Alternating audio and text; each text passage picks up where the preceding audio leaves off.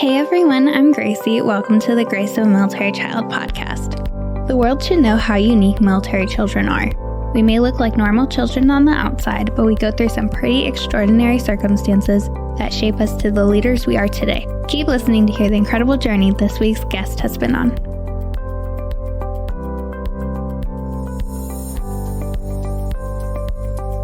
Hi, Patisha. Welcome to the podcast. How are you? I'm good. How are you? I'm doing good. Thank you for having me. Yes, of course. I'm super excited. I think what you're doing is wonderful and is helping so many military kids. So tell me a little bit about kind of what you're doing and your experiences. Well, Life of a Military Child is the name of my company, and it's also the name of the book series. And what I decided to do, I decided to put together like a storyline to kind of help military children, not just military children, but all children understand the dilemmas that we go through. Because even though it's Life of a Military Child, every child endures some type of stress and relocating, and they may know someone who is deploying. And so it basically just ties a story to help educate the young minds of pushing through those struggles. Yeah. And I think, in any situation, but especially in the lives of military children, it can be hard to navigate these situations that you go through. They're not the typical situations that you may see on TV or may read in books. So having your books can show like these other situations that actually happen in the military child's life of moving, deployments, whatever the case may be. Absolutely. Absolutely. I wanted to kind of take you on basically explain from A through Z as to what book I have out right now. So the first book is Grace is Relocating, and it's fitting because your name is Grace. And we're on the podcast, Grace of a Military Child. So I thought that was super awesome. But Grace is relocating. Grace's family is, her parents are mill to mill, and they travel from Eatonville, Florida to their next duty station. And so she talks about her struggle in that. Then you have Cameron, mom is deploying. So Cameron, his parents are the traditional military family. And so Cameron, mom, when she deploys and get her orders, Cameron is not happy about that. And so now you see Cameron's struggle with his mother deploying as well. So then the third book talks about resilience. And that has skyrocketed to different things that got me thinking of other ways of how we can educate those young minds. And it's layered. This book is completely layered. It has life lessons in the back of the book. And it has quiz in the back of the book for the children and parents or teachers to actually go through what lessons were learned inside of the book. So I'm very, very excited about that book. Yeah. And that, you have the traditional books of like just reading and like pictures and words. And then like you were saying, this third book, it has so many layers to it to where you can ask these questions. And kids are so curious. That's what I love about kids is they're so curious. They want to know more. They always have questions. And so having, these quizzes, these applications, and everything else that you are offering in these books, these kids are probably just thinking in their minds of, well, what is this? What is that? And so it gets conversations starting of, so many other topics. Yes, ma'am. It does. It spearheads into other things. And that's what I like about it. It honestly, for me, when I started putting these things together, the outline and the storyboard, I wanted to have it to where the parents are able to engage, because sometimes it's that conversation to have about deployments and relocating. Hey, we're about to leave again. Sometimes that does not resonate well. And why not put the onus on the book and, and then you can kind of paint that story. And it really, I believe it's another resource that the military installations in itself at large have a lot of resources. And the only thing that I'm trying to bring, Grace, is more added resources for parents, for military families, and not just for military families, for all families, because the same things that we go through in the military some of them are not indifferent from what everyone in the world goes through, especially with this pandemic. Yes, there are so many trials and tribulations that, military kids go through, but then, civilian kids go through the same things of moving or, a parent being injured. Like there are so many different ways that a parent can get injured still in the civilian world. And still civilian children are still resilient too. And so there's so many ways that it connects. But also you're educating, children and families alike of military kids and civilian families of this is what, we go through because, growing up, we were a reserve family. So we didn't live near military installations. We didn't have many military kids in our schools. I believe me and my sister were some of the only ones.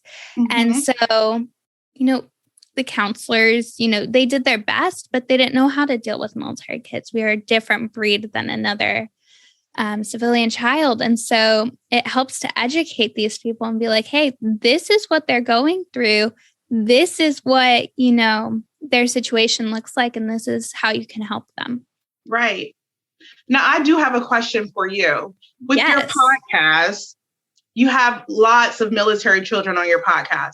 Can you give me like the top 3 things of what they're talking about? Like what is the largest impact on their family as being a military child? So what I would say is like the top of the list is moving, and more specifically, moving schools. Some of them say like, we've been to 13 different schools. Well, that's about a new school every year. Like, that's not easy to do that.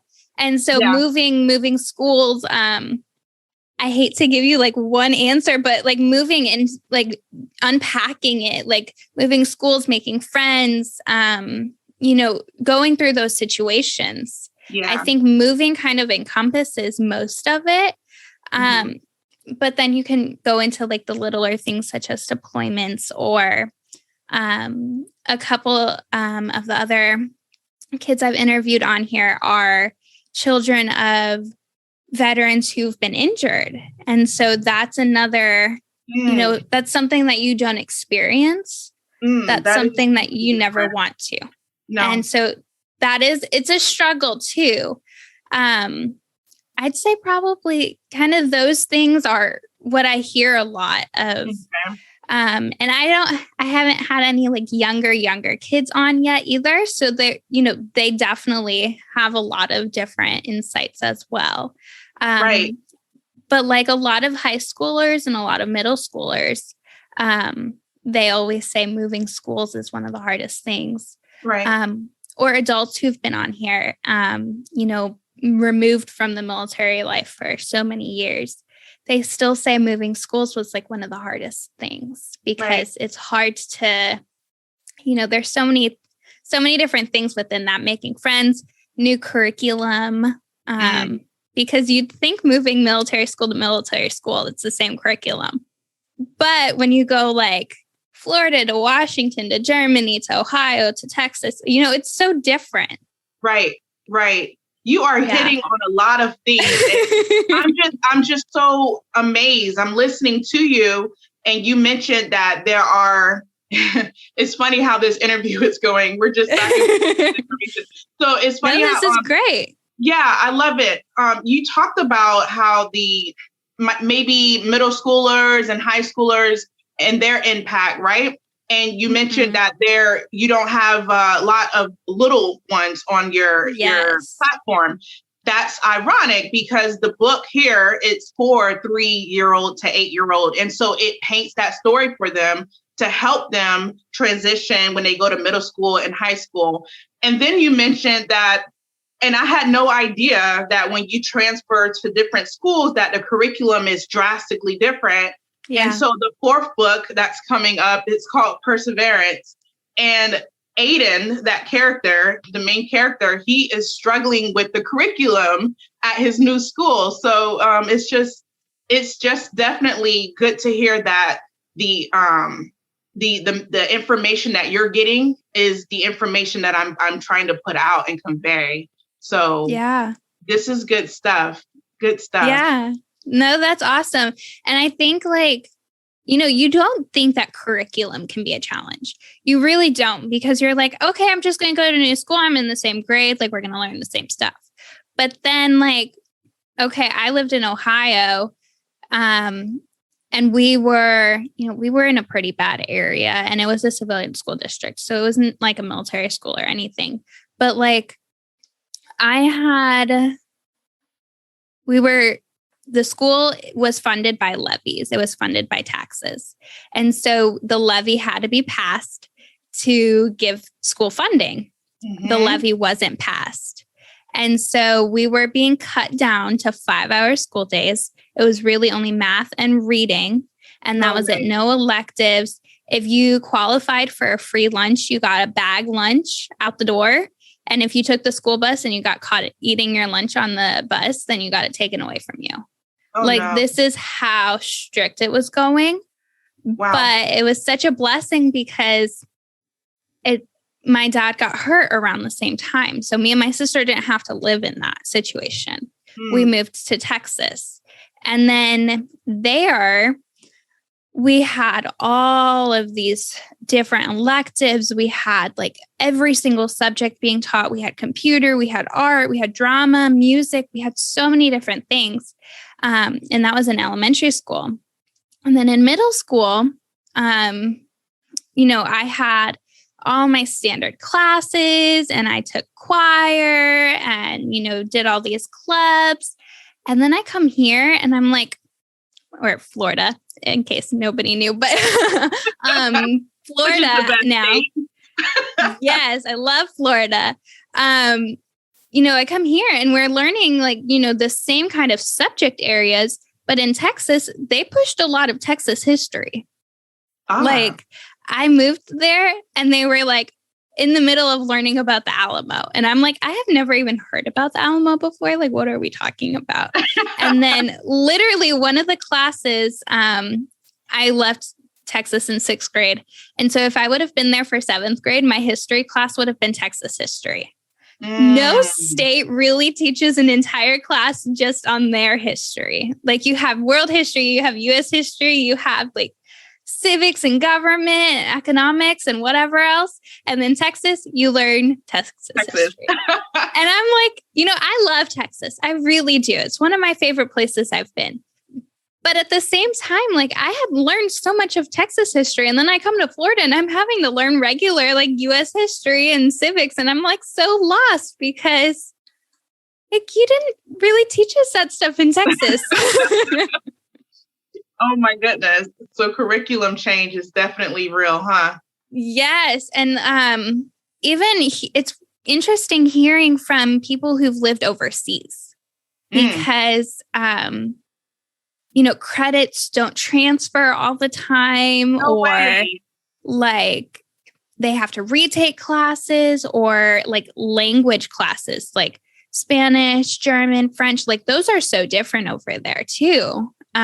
Living in another country that speaks a whole nother language, like I can't even imagine that. Like I struggled with English enough. Like I can't imagine adding another language on top of that as well. Right. Those are added barriers. And I don't want to call them, because barriers are not all barriers are bad. Right. Yes. Because I also watched a couple of YouTube clips and a couple of your podcasts, and there are young children who love the fact that they get to learn another language. Yes. And so I saw one girl, she already had under her belt 4 different languages, which is amazing. And she was only 9. And so that life of being a military child traveling, I understand it has its its pros and its cons. And I just, the barrier, you get over barriers. And I tell you this, at the end of the day, think about it. How many people, how many children have had that opportunity to create those barriers and get over those barriers and learn new language and have been to different places? I promise at the end of the day, it's rewarding, because when you go back to, I'll call it normalcy, when you go back, right?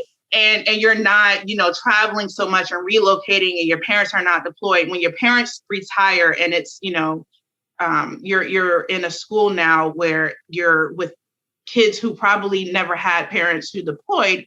And now you have all this knowledge. Now you have all of this experience that you're able to bring and share with others. It's a beautiful thing, being the one that could bring another language to your vicinity, to your classmates at your new school, or those things I love it. I love shared experience. I'm a big fan of it. Yeah. And like those experiences and, getting over these barriers, it shows the resilience of military children.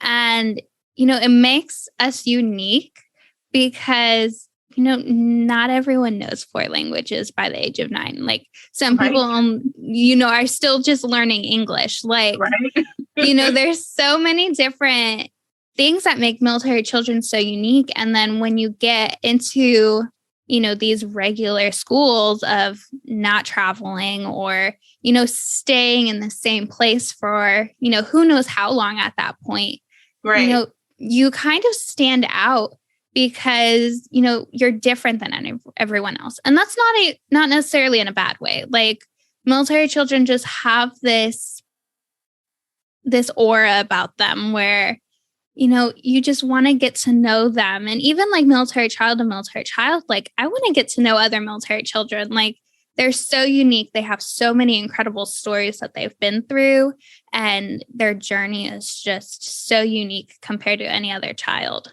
Right. My niece, she traveled with me a lot, both of my nieces.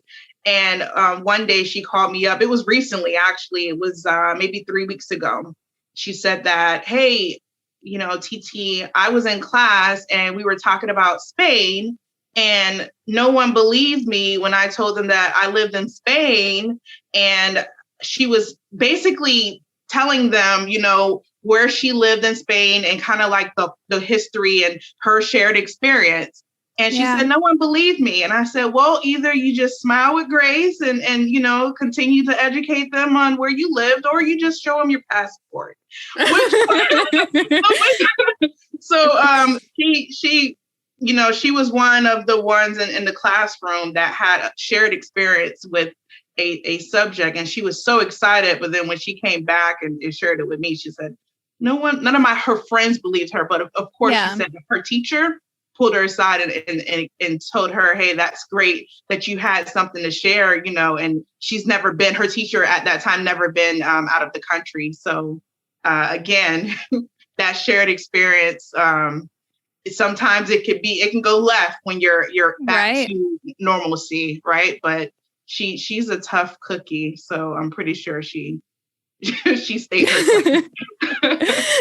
It's hard sometimes because, we always say when we tell our story that, it's hard to even believe how some of the things happened, like how some, military journeys are just so crazy that you tell it back and you're like, how did that even happen? How is that even possible? Or, what made this happen? And, just so crazy. And it's hard to believe it sometimes. Right. My mom, when she tells our story, she prefaces it a lot by saying, you might not believe this. Like, it sounds unbelievable, but, it's actually true. Like, a lot of these things actually happen. Right. And it's hard for people who are not connected to the military in any way to actually believe it sometimes. Right. Because had that question, if my niece was talking to another, military child, they would probably, combat that way. Well, I was in Germany and this is what I did to learn. And, and I went here and I was in Turkey. So it's it's a different world. It's a different world. It is. But it's great. So what made you want to start writing these books and, helping the military community out? Well, that's a good question. So when I was a senior airman, I actually inherited two little ones. And so before I became a senior airman, I always had this mindset, okay, we're deploying, let's go. It was always a pick up me and go, right? But when you have two little ones and they're looking up to you, and it just changes your perspective on things. So now you have me at my first base, and now I'm relocating to Spain, right? There's the language barrier, and then me not knowing that military family community just yet. And so learning that there is a community out there, there's so many resources on a installation, a base. It was so much of a relief, Mm-hmm. But then that's when I started seeing the temperament change in the little ones. So now it's time to relocate away from overseas back to stateside. Now I'm stateside. It's time for me to deploy. And now I'm deploying back to back. And I saw their temperament. The questions came, why? What are we doing? Like, why are we being punished? Right. And so that's when I felt the need to sit them down and kind of explain to them at their level what's going on. And I found that difficult to do. But then I noticed that they gravitate towards books to learn things. And that's when it resonated. Why not? Why not explain life of a military child in a book?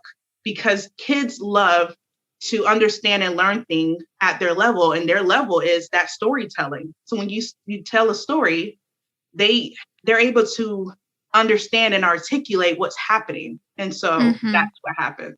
I think that's great. And like kids in general, we're just drawn to books. Like, I'm not little anymore, but, as when I was little, I was drawn to books. I was constantly learning and reading. And I think a lot of that comes from, when even babies, we just give them a lot of books and we expect them to kind of just look at the pictures and think of the stories.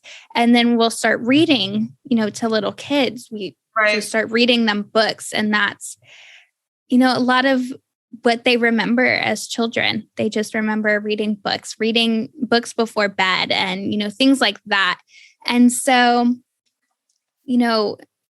having these books for military children that are directed towards, okay, your parent's going on a deployment. Well, here's a book that helps. Here's a book that explains the situation.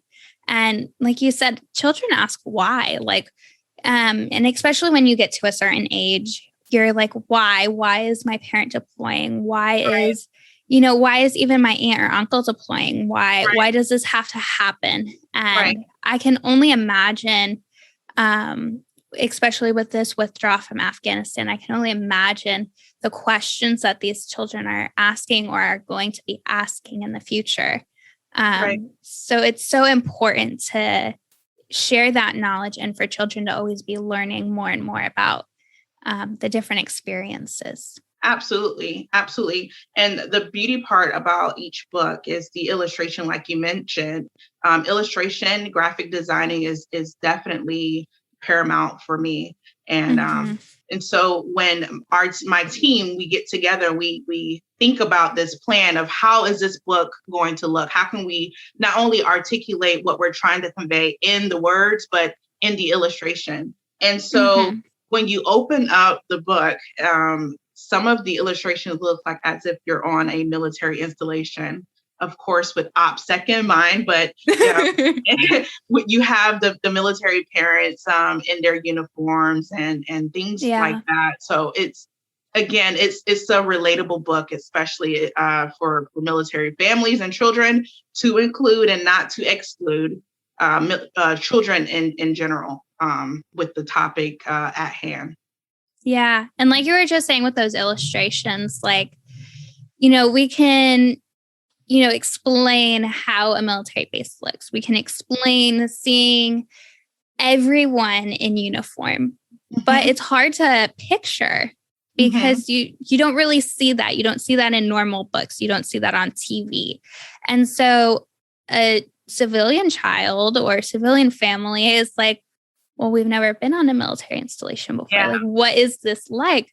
The question I always get asked a lot from civilian friends is I'll just be having a conversation and I'll be like, yeah, the commissary is great. The PX is great. And they're like, what's the commissary and what's the PX? Yeah. I'm like, the commissary is like your Publix or whatever grocery store you have. And, the PX is kind of like a Target or like a Walmart, like, things like that. And you have to kind of relate things to the civilian world, to the military world, because even though, we're all on the same planet, of course, but it's hard to merge the two worlds together and explain. Yeah. So I think having pictures and illustrations of, very similar to a military base, it makes it so much easier for a civilian child to understand, oh, this is what it looks like. This is what, a military base looks like. These are what, my military child friends are telling me about. And this is what it's like. Absolutely. Absolutely. Yeah. What is like your goal for these books? What, of course, besides helping military kids and helping civilian kids and their families, what do you see? What's your vision? My vision is for all of the main characters eventually to come to life. I honestly want to propel the main characters so everyone knows who they are because they read the book and now place them on Netflix. So that's my goal 2 years from now is basically now that you read the story, now that the books are out, because my vision is to have at least 18. I want 18 of our stories to be out. But the Netflix is to have it in a way for them to actually watch, what's going on and relate to the book. So that's my vision. That's my goal. But you've already mentioned my full intent is definitely to support the women and children and military families and women, men of the military and their families with the obstacles that we face every day. Yeah. And, being a military family in general, whether you're the service member, whether you're a spouse, whether you're a child, you endure so many obstacles that come in your way. And it's hard to kind of convey those obstacles and say, this is what I'm facing. This is what's in my way. This is what's challenging.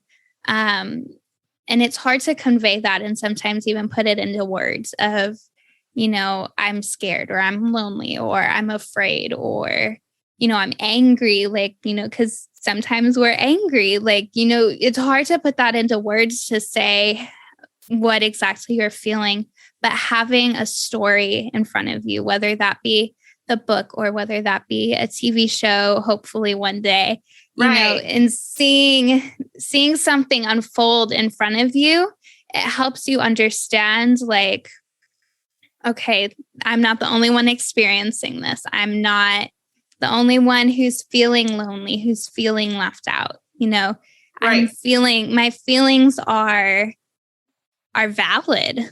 And I think that's something that a lot of military children struggle with too, because they struggle with so many things and they're like, why am I struggling when, this person's not? Right. You like always, you always hit on things that are in my mind to talk about. But absolutely, I want it to be to where it's like a guided tool for the parents. So if they're having a discussion and the child, will say, well, Grace said, or Cameron did this, we can do that. And Danielle, so talking about those main characters and putting it into perspective so that the parent can understand, okay, they're talking about the story. And so that's one of my intent behind constantly reminding everyone who reads the book. That's why I'm repeating the main characters' names throughout the book, so they can understand that Cameron is you. You are Cameron. You are Danielle. You are Grace. Yeah. And It can be hard. I feel fortunate to an extent that, both of my parents are military children themselves. My mom, her dad was reserve, so she didn't get, the experience of moving around or anything. My dad moved around quite a couple times, and so he had that experience. And then me and my sister kind of had the experiences of being reserve military kids and being active duty military kids to where we're moving. So you guys really understand. Yes. Really but understand. It feels, and I mean, I can't speak for all the military kids, because this is just kind of assuming. But when you have parents who serve in the military who weren't military kids, it's harder to relate to your parents. From mom to dad to child. Mm-hmm. And serving is totally different than being a military child. When, a lot of people say military children serve too, which I agree with, but they don't serve in the capacity that a service member does. So it can make it hard to convey experiences and say, okay, well, I'm deploying, so I have to go. Like, I can't say no. And we're here as children, and we're like, no, please say no. Like, don't go. And so, but having a parent who experienced their mom or dad deploying, they kind of have the ability to connect with their kids on a different level. That just sounded so crazy to me, but if that made any sense. It made sense, because you talk again, Grace, when you get the copies of the books, you're going to realize that everything that you're saying, like, it's basically what I am conveying in the books. You talk about connection, and you also talk about different parents and their lives as they grew up, military brat parents, and how I definitely, I don't ever want you to think that because your parents served that you didn't serve, even though you feel that it's a different capacity. You serve because you endure exactly what they go through. They're deploying, and they're away from their family. And so that pulls at their heart as well as yours, to include every TDY that they go on. And when you hurt, they hurt too. So you are serving as well as them, because you're sacrificing just as much as they are. Yeah. And I think it's important, that you said that. And, while, you're a child, you're like, okay, well, I'm doing nothing. I'm going to school, maybe I'm moving or, away from my parent, but you're kind of like, this is just my life. This is the life I was born into. This is who I was meant to be and who I was meant to become. But then you kind of look back on it and you take a step back and you're like, oh, I made just as many sacrifices as, these servicemen and women do. Don't you forget that. Yes. There are so many challenges. When you say, I'm just going to school, that's your parents are happy and proud that you are in school and that you're successful. Okay. Their child is okay. So your job, going to school, that's a job in itself too, because not only are you trying to get educated, but your family wants the best for you. And so I want you to always remember that too, Grace. You too served. You too made that sacrifice. You had a job to do, which is go to school while your parents are serving in that capacity. So definitely, please pat yourself on the back. Kudos to you and your family. And thank you for sharing your story with me, with your father, because I don't think a lot of people know. I'm not sure if you've announced that on your podcast, but that's an impactful story. You have a story. Your family have a story, and your family has a lot of history. Yeah. And I mean, the whole goal of starting this podcast is to share, these stories of military kids. Because it's not a normal life. Like, you can compare it to civilian lives in some ways, but it's not the normal life. And it's not a life that, it's hard. And I have said many times that if I was given the chance to choose between a military family and a civilian family before even anything happened, I probably would have said a civilian family. Okay. Because I was like, I couldn't imagine being away from my parents or being away, like, I didn't want that life. I kind of wanted I didn't have that choice, but if I did, but I'm so grateful that I didn't have that choice, because that's made me to who I am today.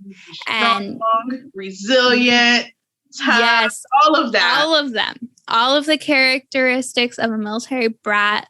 Like, it's just so incredible, the values that the military instills into these children. And most of the time it's secondhand, because the military instills the same characteristics into the servicemen and women, and then it ends up being instilled in the children, and then in their children, and it just goes down the line, and it creates this community of military, and it's just so incredible to see. Absolutely. I wanted to leave you with this too, because you mentioned that I told you that I am also a military brat. So when I went to basic training, because I decided to go in, because I saw my grandfather, he was in the Air Force, and he served 24 years as security forces. But back then it was Air Police. And I joined and I served as security forces, same career field, right? My father was Army. And so when I went to basic training, and they were teaching me how to march, teaching me the ranks, teaching me all of these things that I already knew. And so my TI pulled me aside. I'm not even going to share with you his question, because he literally thought I was like in the military, and that I was just like, he literally thought I was just basically inspecting his flight, because every time they would ask me a question, knowledge-based question, I already knew the rank of the Army and the Air Force, and I knew how to march, and I knew what the name of the execution, far as the type, like when you actually do a left flank, right flank, to include, I was ROTC in high school, so that actually helped as well. But there was a lot of questions asked to me at the end of my basic training, but they didn't realize that I was not prior. Yes. It's hard to even realize, and hard to even like imagine that, we're technically being raised as, military, like in ourselves. Like, we know how to have a routine. We know, like, when it hits this time, this is happening. Or, we have these certain things that are instilled in us, and we're like, okay, like, this is just normal. But it's the way that the military is training the servicemen and women, and then it's training us as well. And yes, whether like these kids join the military or not, like, they're carrying this next generation, and we're going to be a stronger generation with military kids leading it.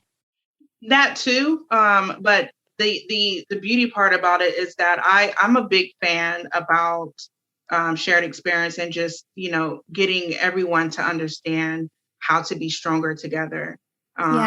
So you're better together, you're stronger together, and military children is just an added value to society, but to tie it all in, everyone is stronger together. And I believe that if we actually invest in our children today, we can almost guarantee a better outcome for our future, because the children today are our future. So we got to put our money where our mouth is and start investing in our kids. Yes, I totally agree. So when is the next book coming out? What can listeners expect? And what are your hopes for this next book coming out? A lot of people are not expecting this, but the first book, like I mentioned, is on relocation. Second book is on deployment. Third book is on resilience, and it's actually co-authored. So it's co-authored with the one and only, the Chief Master Sergeant of the Air Force. She is actually the first female to be in that position. She is such a beautiful woman. It's like her spirit is just everything. She's a great mentor, great leader. And so I'm very, very grateful to have this opportunity to co-author and write a book with her. And so she will be, she is the co-author for the third book, and we plan on launching this next month. So please check on Amazon and check on lifeofamilitarychild.net. That's where you can actually purchase the book. So Amazon and the website itself, to include, if you can tune in, and you'll see our advertisements and our promotion as we're working through those kinks and working out our next books. You'll see exactly where we're at on Facebook and Instagram. So everything is Life of a Military Child.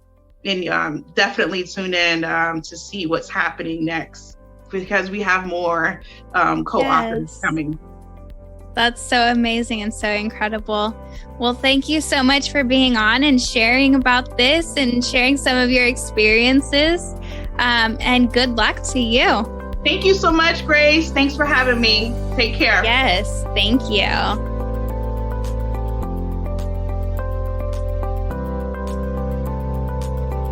Thank you all for listening to this week's episode of Grace of a Military Child podcast. If you enjoyed listening, don't forget to follow, like, share, subscribe, review, and comment.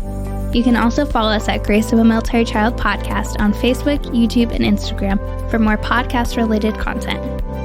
If you or someone you know is a military child who would like to be on the podcast, please send us a message to one of our social media platforms, or you can send an email to grace.of.a.military.child@gmail.com.